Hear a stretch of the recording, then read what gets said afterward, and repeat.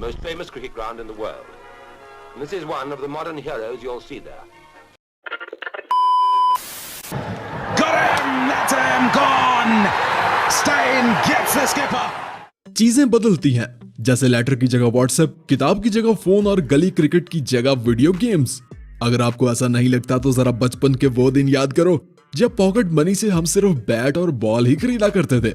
Sunday का दिन, cricket match, sports shoes और सचिन वाली जर्सी तो मेरा पहला प्यार था। मगर फिर दिन बदलते गए और गली क्रिकेट के सभी दोस्त अब सिर्फ पबजी रूम में ही नजर आते हैं। सही कह रहा हूं ना दोस्तों? इस बदलते वक्त ने क्रिकेट में भी बहुत कुछ बदला है। 1650 में इंग्लैंड की गलियों से शुरू होने वाला यह खेल 1850 तक बड़े बड़े मैदानों तक पहुंचा और फिर पूरी दुनिया में 60 ओवर का ओडीआई फॉर्मेट आया, रेड के बॉल व्हाइट बॉल आई और फिर 50 ओवर्स खेले गए। टी20 फॉर्मेट के साथ टी20 लीग्स आई और अब बात 10 ओवर्स के फॉर्मेट तक आन पहुंची है। मतलब क्रिकेट का ये खेल क्लासिक से एक्शन तक कैसे पहुंचा, आज की वीडियो में आपको सब बताएंगे, तो वीडियो को एंड तक जरूर देखना है। भाई ऐसा माना जाता है कि 16वीं सदी से पहले क्रिकेट को क्रिकेट नहीं बल्कि क्लब बॉल कहा जाता था और चरवाहों का एक ग्रुप अपनी स्टिक और वूल की बनी बॉल के साथ इस अनोखे खेल को खेला करता था। 17वीं सदी में इस खेल के कुछ रूल्स बनाए गए जिनमें पहला रूल 11 प्लेयर्स का था। 1744 में लंदन क्लब ने पहली बार 22 यार्ड की पिच वाला रूल बनाया और फिर आहिस्ता आहिस्ता इस खेल में बदलाव होते गए। 1770 से पहले खिलाड़ी अपनी मर्जी के लंबे चौड़े बल्ले लेकर मैदान में बल्लेबाजी करने उतरते थे, मगर 1771 में बैट की विड्थ को कम करके 4 इंच कर दिया गया। 1774 में LBW यानी लेग बिफोर विकेट का रूल भी बनाया गया और 18वीं सदी तक ये खेल टोटली बदल चुका था। अब ये चरवाहों का खेल नहीं बल्कि जेंटलमैन गेम क्रिकेट के नाम से जाना जाता था। 1850 तक ये खेल पूरे इंग्लैंड में फैल चुका था और फिर जहां जहां भी ये नेशन गई इस खेल को अपने साथ ले गई। 19वीं सदी में इस खेल की एक नई शुरुआत हुई और इंग्लैंड के बाद ऑस्ट्रेलिया, साउथ अफ्रीका और आयरलैंड ने भी क्रिकेट खेलना शुरू कर दिया। तब तक क्रिकेट का सिर्फ एक ही फॉर्मेट था और इसमें कोई भी ओवर्स या डेज की लिमिट नहीं थी, बल्कि दोनों टीम्स को अपनी 2 इनिंग्स खेलना होती थी। 19वीं सदी की शुरुआत में टेस्ट फॉर्मेट को 6 दिन का कर दिया गया और फिर 5 दिन का। वेस्ट इंडीज के बाद इंडिया और न्यूजीलैंड भी इस खेल का हिस्सा बनी और फिर पाकिस्तान भी। टेस्ट के बाद 60 ओवर्स का ओडीआई फॉर्मेट आया और पहली बार वर्ल्ड कप जैसा इवेंट भी। 1977 में इंग्लैंड में कुछ मैचेस 54 ओवर्स के भी खेले गए और न्यूजीलैंड ने तो 40 ओवर्स के एक ऐसे फॉर्मेट की शुरुआत की जिसके एक ओवर में 6 नहीं बल्कि 8 डिलीवरीज थी। और फिर वेस्ट इंडीज ने पहली बार 50 ओवर्स का फॉर्मेट खेला जो आज भी खेला जाता है। 1980 में क्रिकेट में एक और बदलाव आया जब ऑस्ट्रेलिया ने कलर किट और डे नाइट मैच की शुरुआत की और फिर शुरू हुआ क्रिकेट का एक नया दौर। वैसे क्रिकेट की शुरुआत तो बैट, बॉल और स्टंप्स इन 3 चीजों से हुई थी, मगर बैट को लेके वक्त के साथ साथ बहुत कुछ बदला। चरवाहों के दौर में तो एक स्टिक का इस्तेमाल किया जाता था, जिसके बाद हर बल्लेबाज अपनी पसंद का बल्ला लेके मैदान में उतरने लगा। इवन 1971 में तो थॉमस व्हाइट नामी ये बल्लेबाज 1 फीट चौड़ा बल्ला लेकर मैदान में उतर आया था। मतलब इतना चौड़ा बैट कि अगर वो इसे स्टंप के सामने रख देता तो कोई भी बॉलर इसे आउट नहीं कर पाता। बस इसी वजह से बैट की चौड़ाई सिर्फ 4 इंच वाला रूल बनाया गया, लेकिन फिर भी बल्लेबाज बाज नहीं आए। 1979 में ऑस्ट्रेलियाई खिलाड़ी डेनिस लिली भी एल्युमिनियम बैट लेकर बल्लेबाजी करने मैदान में उतर आए थे, लेकिन इस बैट के साथ बॉल खराब होने लगा, जिसके बाद अंपायर ने इस बैट को चेंज करने का बोल दिया। 2005 में रिकी पॉन्टिंग ने भी एक ऐसे बैट का इस्तेमाल किया था जिसकी बैक पर कार्बन स्ट्रिप्स लगाई गई थी, लेकिन बाद में आईसीसी ने इस बैट को भी बैन कर दिया था।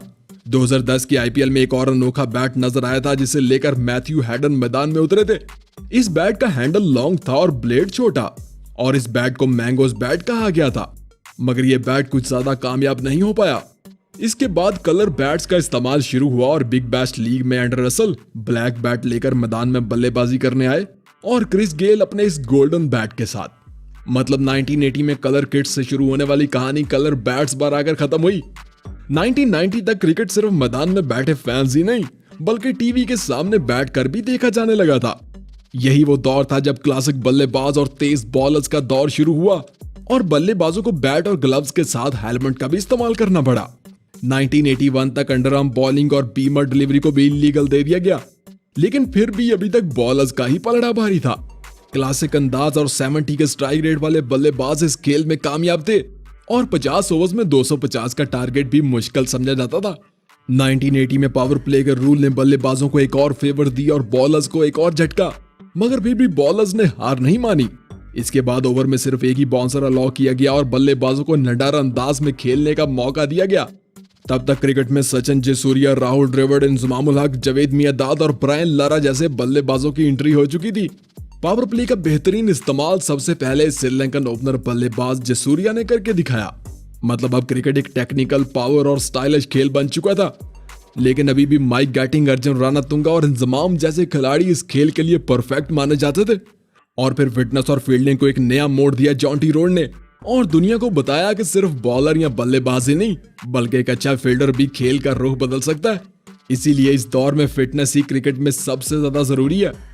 दोस्तों, शुरुआत में क्रिकेट में सिर्फ 2 ही अंपायर हुआ करते थे और इनका फैसला हर सूरत मानना ही पड़ता था। 1980 तक ऐसा ही चलता रहा और 1990 में श्रीलंका ने डोमेस्टिक क्रिकेट में पहली बार थर्ड अंपायर की शुरुआत की। और फिर 1992 में इंडिया और साउथ अफ्रीका के दरमियान होने वाले मैच में पहली बार थर्ड अंपायर को भी शामिल किया गया। मगर अभी तक थर्ड अंपायर का काम सिर्फ क्लोज, रन आउट और स्टंप्स को ही क्लियर करना था। मतलब ऑन फील्ड अंपायर का फैसला ही आखिरी फैसला हुआ करता था।